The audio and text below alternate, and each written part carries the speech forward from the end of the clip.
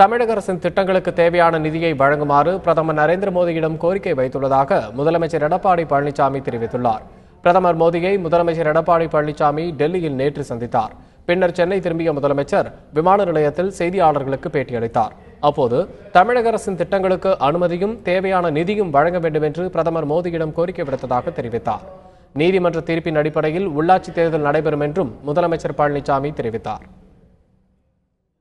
மாண்புமிகு பாரத பிரதமர் அவர்களை அவருடைய இல்லத்தில் சந்தித்து தமிழக அரசினுடைய திட்டங்களுக்கு அனுமதி விரைவில் அளித்திடவும் தேவையான நிதியை வழங்கிட வேண்டும் என்றும் கோரிக்கை மனு அளித்துள்ளேன். உள்ளாட்சி தேர்தலை பற்றி நீதிமன்றத்தில் வழக்கு நடைபெற்றுக் கொண்டிருக்கிறது. தீர்ப்பின் அடிப்படையில் தேர்தல் நடத்தப்படும்.